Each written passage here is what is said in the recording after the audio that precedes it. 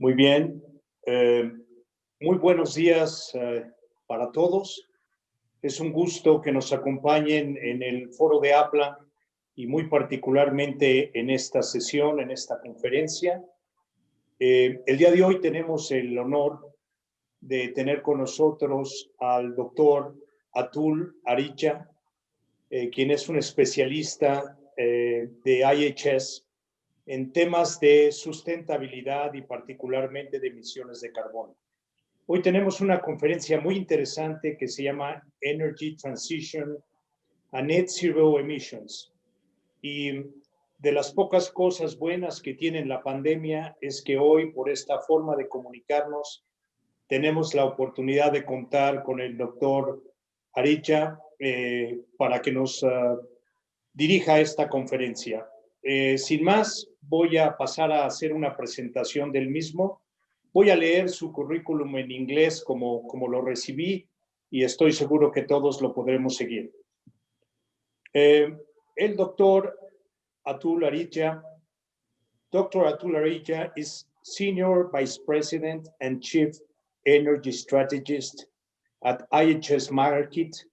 He's responsible for integrating energy content, analysis, and insight across the entire energy value chain, and for C-suite client engagement. His area of expertise includes business strategy, commercial analysis, oil markets, energy technologies, climate change, and renewables. He has previously led energy insight, research and analysis, and energy research teams at IHS Markit. Dr. Arya previously worked for BP for over 20 years in a number of operational, business, technical, and strategic positions around the world. His career includes international leadership expertise in diverse array of energy fields, spanning strategy development, business planning, field operation, and technology commercialization. His experience includes leadership in solar energy, development as well as oil and gas. Dr. Arya has previously served on boards and several companies, institutions, and is a member of the World Economic Forum, Global Future Council, and Advanced Energy Technologies, and is 20+ year member of the Society of Petroleum Engineers. He is a speaker and a moderator in public conferences, company boards, and industry events, and he's a member of CERAWeek leadership team. Please welcome Dr. Arya. All right, thank you, and apologies everybody, you could not hear me. I think you could see my slides. As I said, just to quickly recap, I will talk about what has happened in 2020, briefly describe what we mean by energy transition, talk about the future long-term scenarios for energy outlook globally and in Latin America, and then what companies are doing to respond to this energy transition. So let's start with 2020. And as you know, we are still in the middle of a very severe pandemic. I live in Boston, and here in the US, we are seeing over 100,000 new cases, new infections every day, which is quite severe. And as a result of this, our IHS Markit economists think that our economy will shrink by about 4.5% this year, global GDP. And we see a strong rebound in 2021, but the impact of the pandemic is going to stay with us for a long time. Coming closer to the energy business, oil, gas, and petrochemical business, we saw the biggest demand decline in the history of oil industry in the second quarter in April of this year, 22 million barrels per day in demand decline. We saw the highest cut in oil production, 14 million barrels per day. We had a big change in the policy of the US when President Trump made work to get a deal between Russia and OPEC countries. We had for the first time negative oil prices, and the travel still remains deeply disrupted. As we know, very little travel, particularly air travel. So we have come out of that bottom in the energy industry, but still oil price remains very depressed. It went up quite a bit yesterday because of the news of a vaccine, but we are still in the deeps of the decline of this industry. So this will have very long-term impact. And what you see here is, I'm just showing you some data from the US. Is data up to August, but there is more recent data showing the same trend, which is that on the left-hand side, you see the vehicle miles traveled compared to last year. And roughly speaking, are between 15 to 20% below on the miles traveled, both in terms of trucks, it's a bit higher, but cars, and also the gasoline consumption in the US is still 15 to 20% lower than it was last year. So that is a pretty severe decline. It's come up from where we were in April, but the industry remains distressed. What you see here is a very important piece of data around the longer term outlook for the market and for balancing of supply and demand. So, we had oil production and the supply and demand imbalance in the beginning of this year. So you can see that big green bars, which is the net surplus supply versus demand. So we built a lot of inventory, actually huge amount of inventory, over 1 billion barrels, which will have to be drawn down. And as a result of that big inventory, we are still seeing decline, low oil prices, but the demand is picking up. We believe that the demand will pick up in the next year, oil demand, and then for that inventory will go down, and then the prices will also come back up. But we are not going to get back to the prices we had at this time last year, let's say, for a while. It's going to take a long time for the market, a couple of years at least, for the market. And that last slide for the short term is that what you see here is the capital expenditure in the upstream part of the industry, oil and gas production. And we had the peak of $700 billion in the 2014. Then if you remember, we had the big decline because of the price war. We went down to about 350 in 2016. We started to come back up slowly.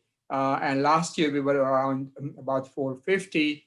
We will be down to 300 this year, a 33%, 1/3 drop in investment.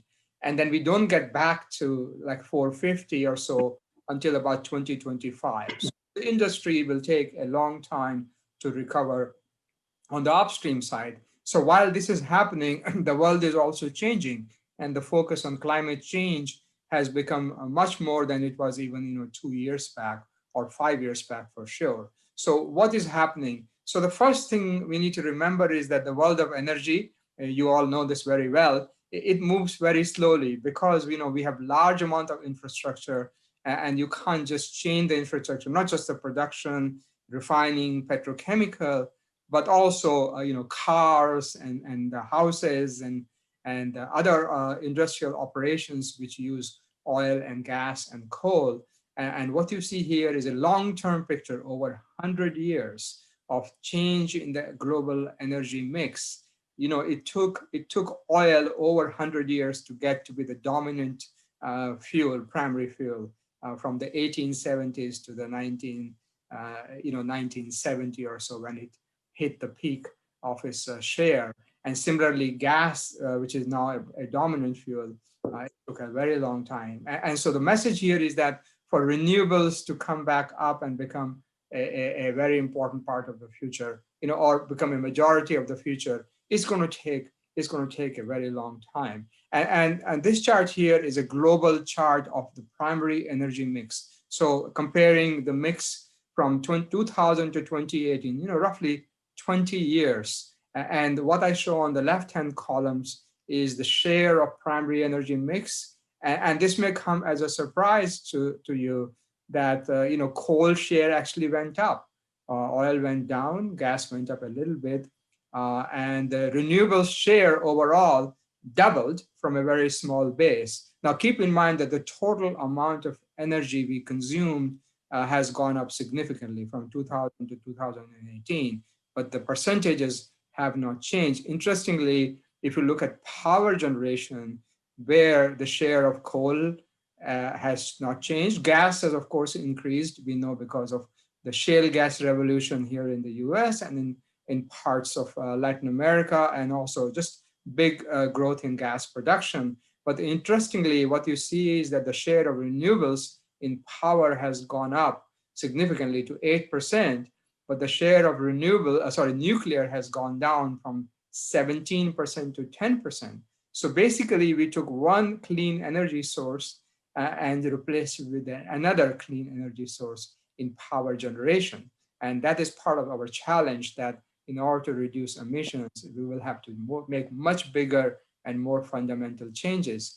I think you will all know this, that this just shows total greenhouse gas emissions and the top emitters. China is now the #1 emitter of CO2 and greenhouse gases, followed by US and the European Union, and then India and other countries. And what you see, however, is on the per capita basis, per person, US is a very large emitter, about 20 tons of CO2 per person per year. And it has come down, but still very high. When you compare that to India, which is below 3, so the US is consuming, or US is per person in the US emitting around 10 times CO2. So this is the disparity the world will have to tackle as we think about net zero and decarbonization. China is in the middle. And one interesting thing about China is that on per capita basis, China's emissions have started to stabilize. And of course, China has very recently announced a goal to reach net zero by 2060. So other thing to keep in mind is that this year, I'm sure it happened everywhere in the world, including in Latin America, when the economy and the countries shut down, and the emissions went down. But actually the concentration of CO2 in the atmosphere does not go down just because we stop emitting. You should think about that as a bathtub, where you even if you stop in the bathtub, if you stop the tap, the level of the water in the tub is not going to go down unless you drain it. So that's what is happening. We need to drain the tub of CO2, and that's going to take us time. That's going to require a lot of work, because CO2 stays in the atmosphere for a very long time to come.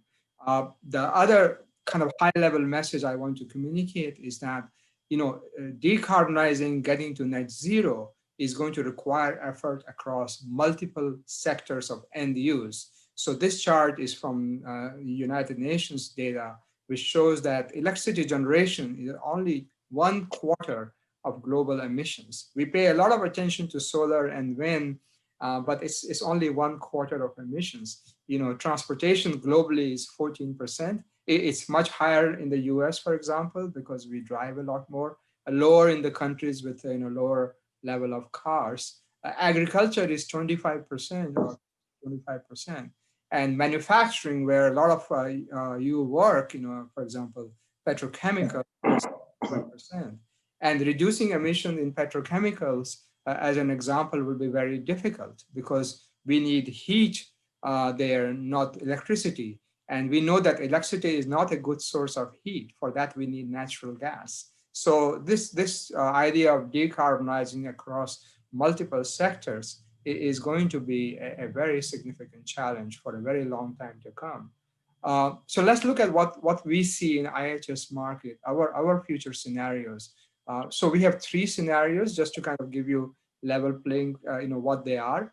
We have a base case scenario we call rivalry, which is a kind of a business as usual, gradual change in the technology and the policies. We have a much greener scenario we call autonomy, which will have much faster change and in both in policy and also in the energy mix, with much more focus on climate change. And then we have a discord scenario, which is kind of where we have been for the last few years, where countries are highly fragmented and there is no coordinated action, every country doing its own thing. So I'm just going to show you 2 scenarios globally and then same ones for Latin America. This is our base case scenario. And there are 3 things you should notice here. One is that the green line, which is natural gas. So natural gas share globally we see continuing to increase. This is share, so keep in mind that the total amount of energy, the size of the pie is also increasing, and the share is also increasing for natural gas. We also see a pretty significant increase in renewables, going from 2% now to about 10% by 2050. And then the share of coal globally declining sort of gradually up from 27% to 17%. So this is a global scenario of more of a base case. Our autonomy scenario, which if you remember I said faster transition, there you see that renewables actually going from 2% to 20%, so twice as much as our base case scenario. You also see gas still continuing to grow, but oil declining, not as much, but oil reaching a plateau around 2030 and then declining. And then coal actually declining even faster. Basically, what we see will happen is coal will, coal power generation will be replaced by renewables power generation and some gas, obviously. So that's our faster transition scenario. Keep in mind that even in this scenario, about 50% of primary energy in 2050 is fossil fuel, oil, gas, and coal. So we are not going to eliminate fossil fuel for a long time to come. Now, let me show you the same two scenarios for Latin America, where most of you are. So here, what you see is our base case scenario, our business as usual for Latin America. And oil demand continues to go up, and so does gas demand continue to go up. Of course, Latin America has a very little coal share, so we don't even talk about coal in Latin America. But oil and gas continue to grow up. Renewables also go up, but you also see hydro remaining fairly steady. But overall, there will be more hydro because the total volume will increase. So this is our base case scenario. Interestingly, in our more faster transition scenario, what you see here is that oil demand, even in Latin America, oil demand plateauing or in the late 2030s and then slowly declining. Not as much, but still declining to about 25%. Gas still continuing to go up.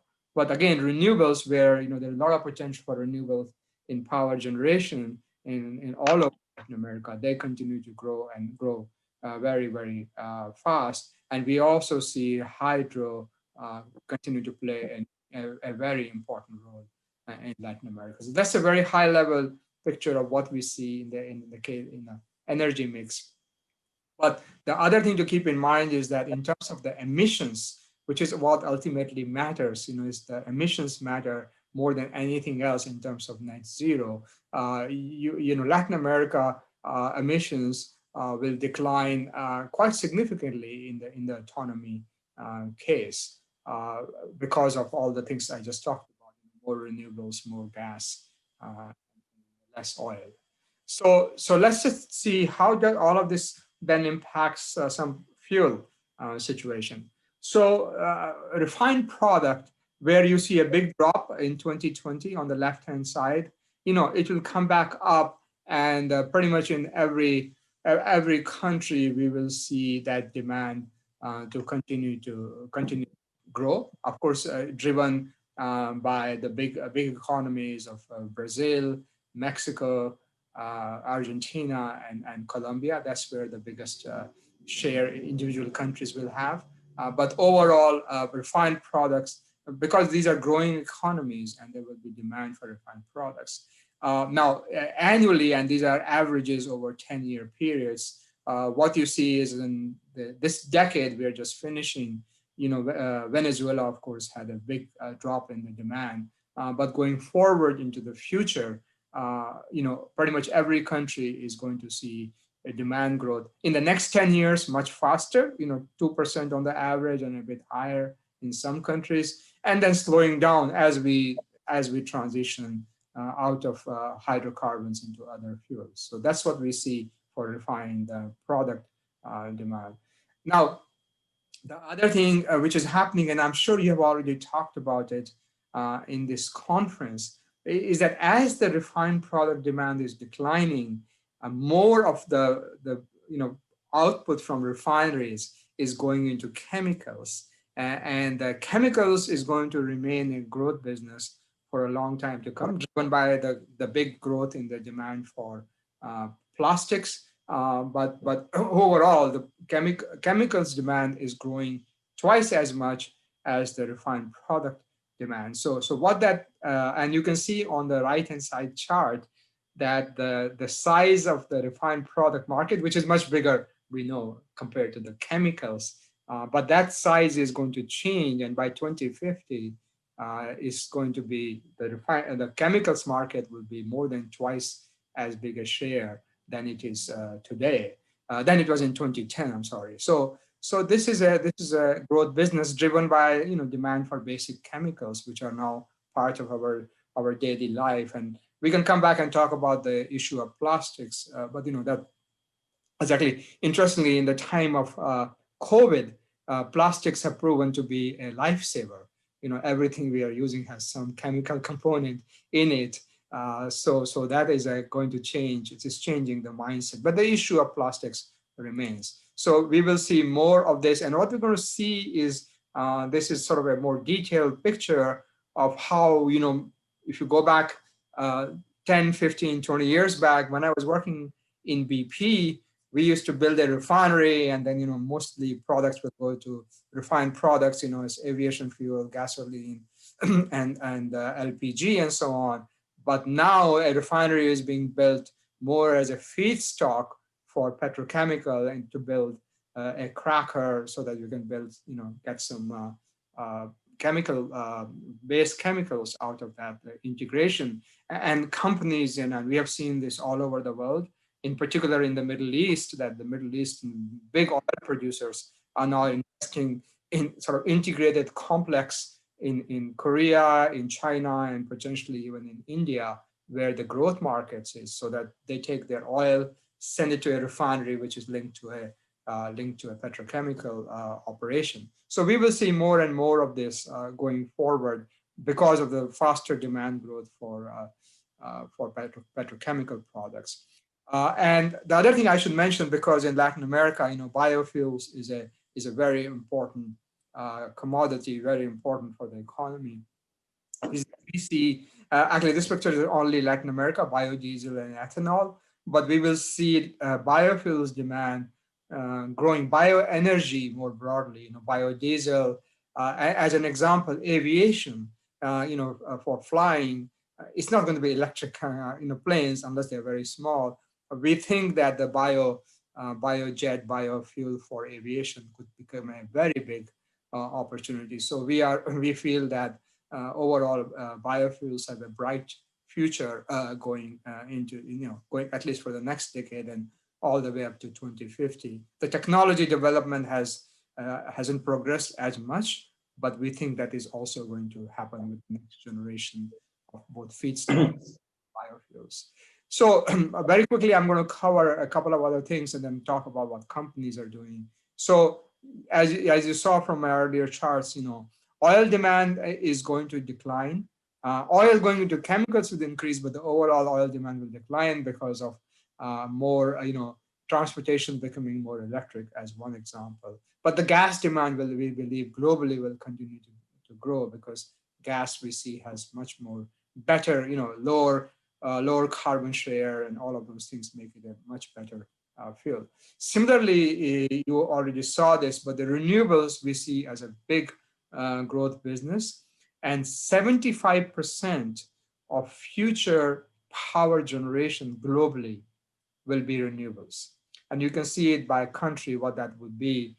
You can see the share, total capacity by fuel type last year, and the additions, which is the more interesting chart. And you see in place like China, we will see that the coal-fired power generation will be retired. They will have to shut down some coal. Similarly in North America, similarly in Europe. The only place in the world where coal-fired power will grow in a significant way is India, because it's domestically available at a lower cost than natural gas, and a few other countries in Asia Pacific. But everywhere in the world, renewables will be a big growth business, including, of course, in Latin America. Latin America will be gas and renewables, which will be the big shares for power. So I've given you a lot of data on what's happened this year, what is happening with energy transition, and the future scenarios. Let's talk about in the end, what are actually companies doing? So I'm sure you know this from Latin America, that the energy industry is in a very difficult position right now. And what I'm showing you here is, if you follow the US stock market, the S&P 500, which is an index, and it is made up of different sectors of the world, And what you see here is the share of energy, which was 16% of the market was energy sector in 2010, is now less than 3%. So it went, down by a factor of 5 in the last 12 years or so. It is because the energy investors are not happy with energy sector. It hasn't returned very well. And they feel that the oil and gas sector in particular, the future is limited. It has gone down so much that even the utilities sector, which has always been fairly small relatively, is now bigger than the oil and gas sector. So this is a big problem. If the energy sector cannot attract investments, then how is it going to grow? One issue, the reason it has gone down, is that the returns have been very low. And what this is showing is the returns for the large, the 7 very large oil companies in the world, international oil companies, and oil price. So green is the oil price, and the blue bars are the average return on average capital employed. And if you look at the last kind of 5-7 years, the returns have been very poor, partly due to low prices. But overall, even in 2013 and 14, when the oil price was very high, the returns were not high. And that tells you that the industry is having some challenges. Now, when we look at the variation, so the one issue is the returns haven't been high. The other is that they are very volatile. 1 year, if you go back, 1 year they're up, and then they come down, and they go up, and then they come down. And when you compare that to other energy-related sectors, they have been the standard deviation, the variation has been very high for oil and gas on the right-hand side, 7.8% on the average for the last 10 years, and relative to, say, even storage or electric vehicles, the variation is very low. And when you compare the actual returns, even though the actual returns over the last 10 years have been good, generally the feeling in the industry, or in the investors, I should say, is that why should we invest in an industry which is so volatile? Maybe better to invest in renewables, maybe lower returns, but at least it's more stable. So how are companies responding? And this is a very long list of action items, but the companies have no kind of a single answer. As they say, no silver bullet. It has to be multiple things: cost, technology, changing the mix of the business, better integration, like I just talked about with refining and petrochemical, diversification. So all the different strategies are being applied. And being the lowest cost producer is one of the main strategies, so that if the oil demand really goes down, if you're the lowest cost producer, you will be the last one to go out of business. And what we're seeing is technology is becoming a really big part of the focus. And the first place that technology is being applied is to really reduce the carbon emissions from operations, what we call scope 1 and 2 operations. So if you're working in the chemicals plants, can you make energy efficiency has always been a big focus, and reducing those emissions related to improving the use of energy, or venting and flaring, upsets in the operation. All of that are becoming a big focus now for the industry. And of course, the other idea is let's invest in new technologies, solar or wind or biofuels or batteries or electric charging, carbon capture and sequestration. So multiple different technologies are being tested.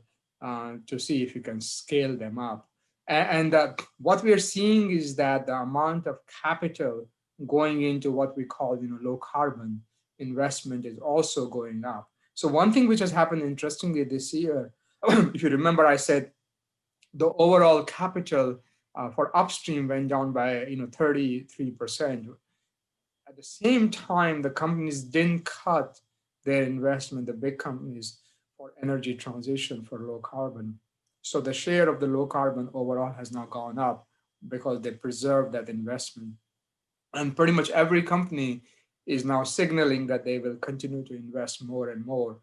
This chart was done about 3 months back. And if I were to redo it at the end of this year, the numbers will be much higher. We will see, much more investment in low carbon.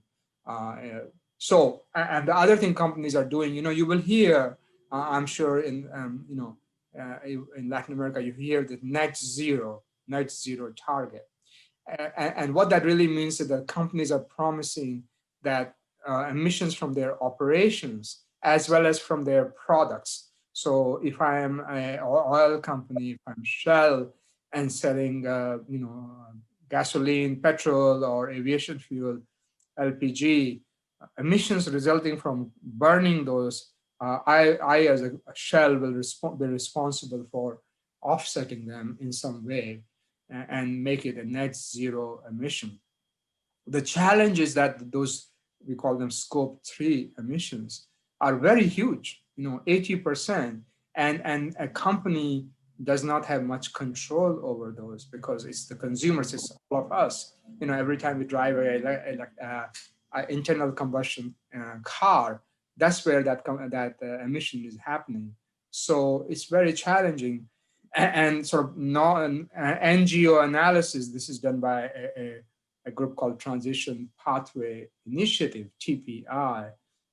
They show that no company is currently on a path to be in compliance with Paris climate goals. And it's not a surprise, because if you are going to remain in the oil and gas business or petrochemicals business, being compliant with net zero will be very difficult, very challenging.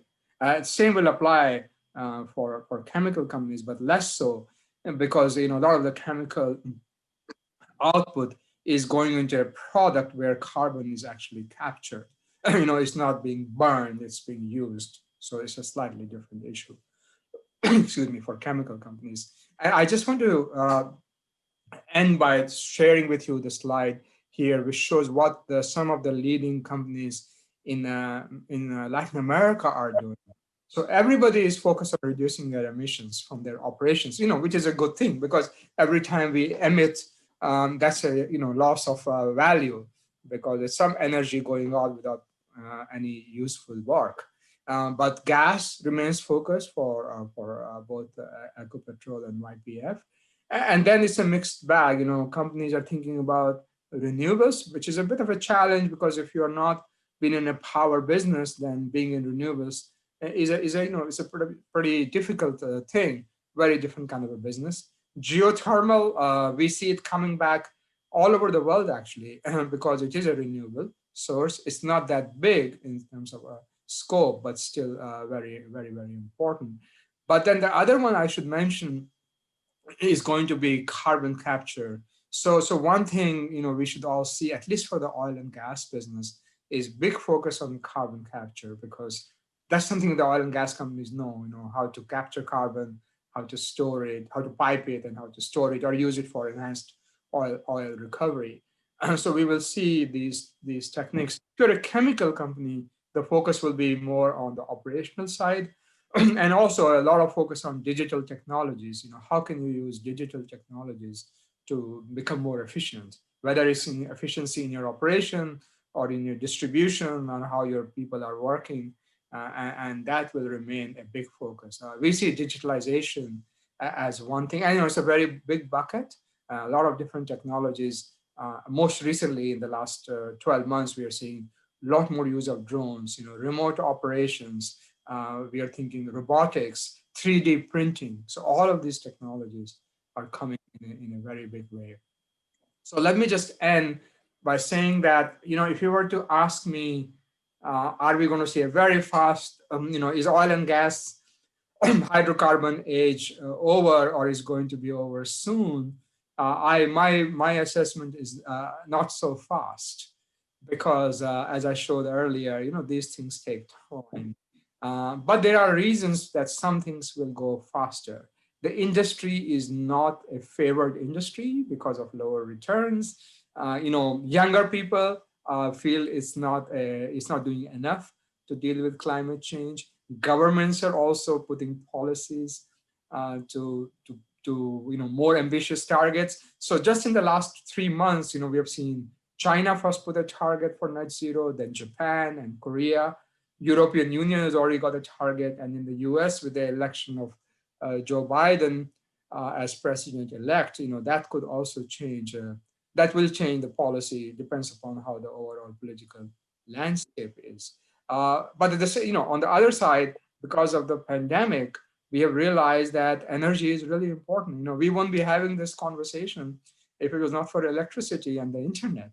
So energy is a lifeblood of the planet, and we can't just wake up tomorrow morning and say, okay, it's all going to be solar or wind or renewables. This will take time. But I think the other thing I should say is that yes, it will take time, but we are on a fast path to that transition, and it's only going to get faster.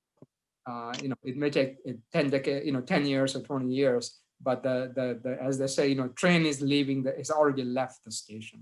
So this is where we are. So with that, I stop my presentation, and hopefully we will have some questions. Jose Luis, it's over to you.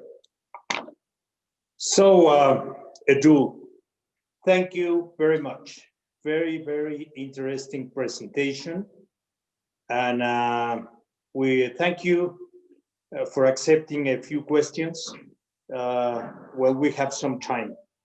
Maybe one question that we would like to mention is that, well, there is a global effort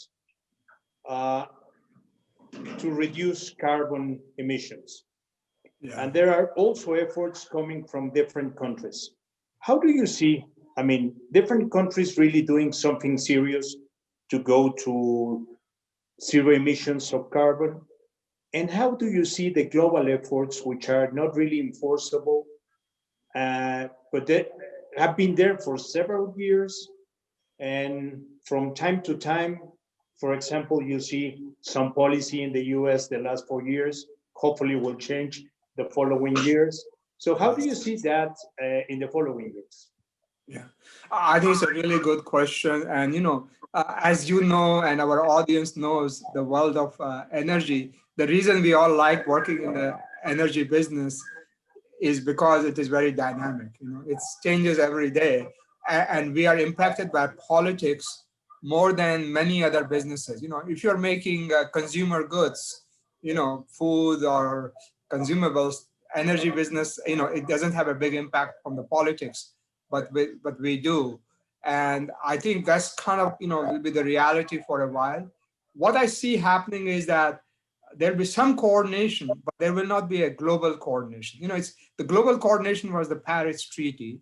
And although we know that President-elect Biden will rejoin the Paris Treaty, and it will have some impact, no doubt, but it will be a slow change. Where I see global coordination making a big difference will be in areas like technology. So, people forget when Paris Accord was done, one big part of the Paris Accord was technology transfer and investment from the rich countries to the poor countries, so that they don't have to follow the same path. So could we get, countries who do not have, like India with big coal share, so reduce coal faster and more renewables.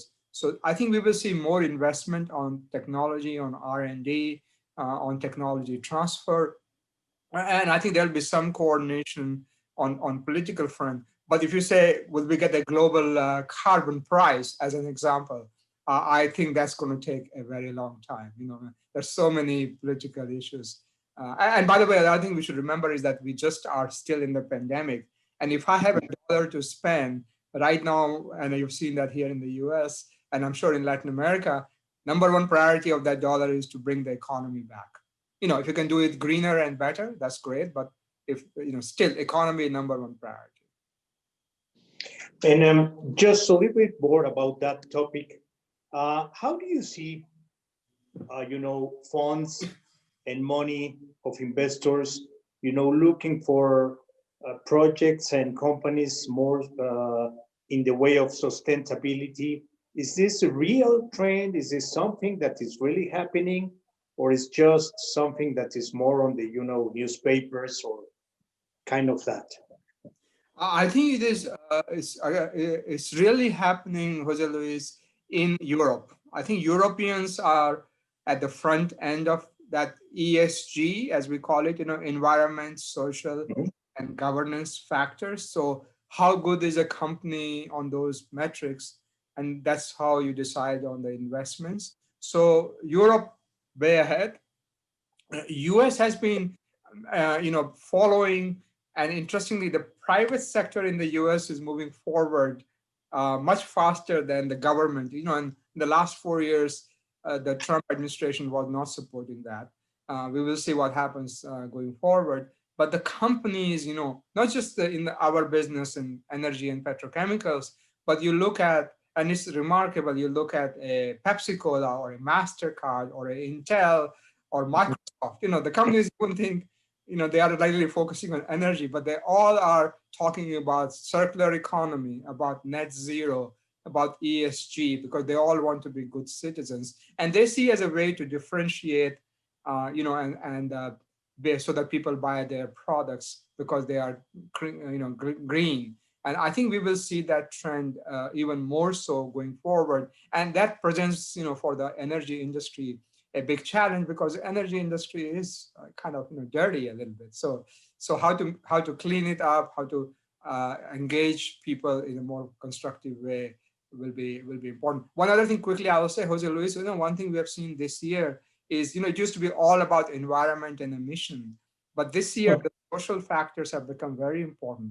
It's about employment. It's about job security. It's about how are you going to help your employees with COVID. So all of those things which people didn't pay attention to until now are becoming equally important.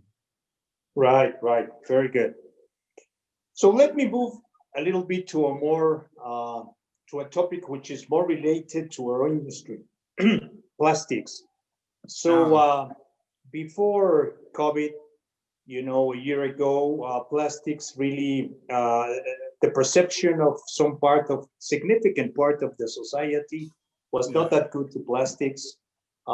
Circular economy efforts were really something like a must for our industry. And we were really seriously working on that, and we're still doing that. But it looks like this pandemic show in a way that the plastics are, having their problems because of the waste, but very useful in some other ways. So what have you seen in that regards? Is there any change in perception? Do you see something different for the following months and years? Yeah, really interesting dynamic, right? I think so. We need to think about plastic at least in two buckets. One is single-use plastics, and other is plastics we use, in different applications.